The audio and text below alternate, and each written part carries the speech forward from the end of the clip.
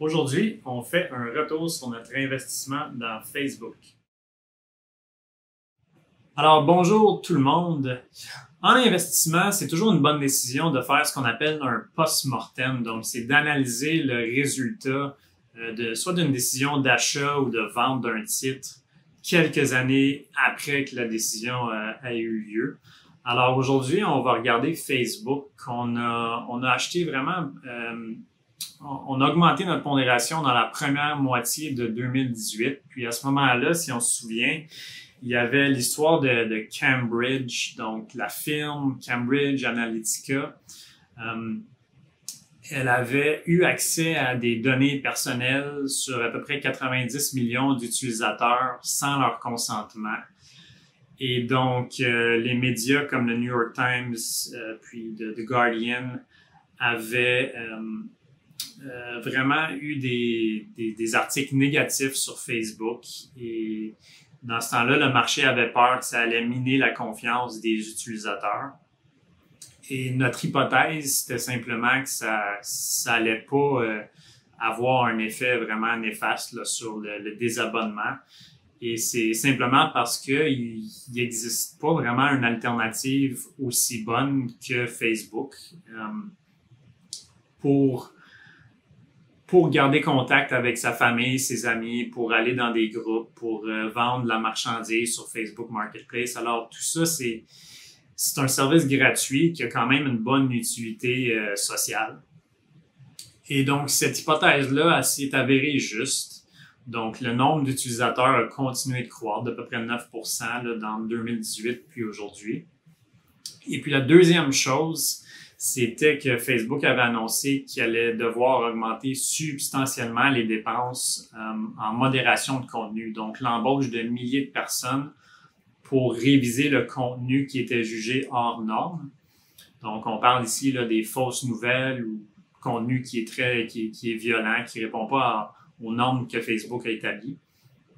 Alors, ça, on voyait, on s'attendait que ça ait un impact négatif à court terme sur la croissance.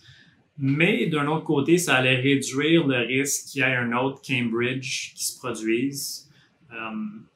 Puis, ça allait peut-être augmenter un peu la qualité du contenu en enlevant du contenu qui était inacceptable.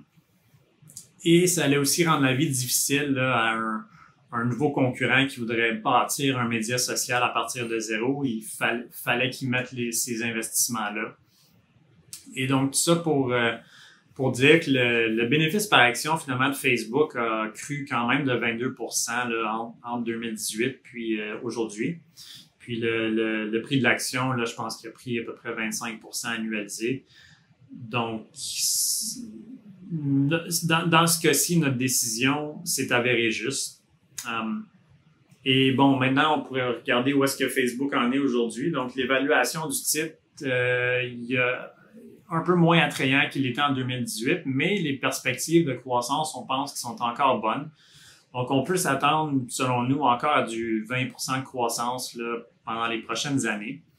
Puis, il y a plusieurs initiatives de croissance. On peut mentionner Instagram Reels, qui est un concurrent de TikTok. C'est des vidéos de moins d'une minute. Alors ça permet d'avoir plus d'inventaire pour insérer de la publicité. Il y a Facebook Shops, que c'est des magasins virtuels que les commerçants peuvent mettre sur leur page Facebook ou Instagram. Puis Facebook pourrait éventuellement vouloir prendre une commission sur ces ventes-là.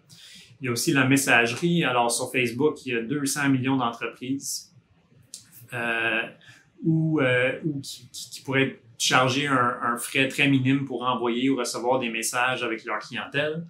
Puis finalement, il y a Oculus, où Facebook investit probablement des milliards par année pour créer une nouvelle plateforme de réalité virtuelle. Alors ça, c'est un investissement qui va peut-être ou peut-être pas porter fruit, mais on va juste le savoir dans probablement 5 à 10 ans. Alors en conclusion, on continue d'aimer Facebook comme investissement. Et puis, peut-être que la prochaine fois, on fera un post-mortem sur une décision qui a moins bien été, parce que c'est très important de le faire sur ces genres de situations-là également. Alors, merci beaucoup pour votre écoute et à la prochaine.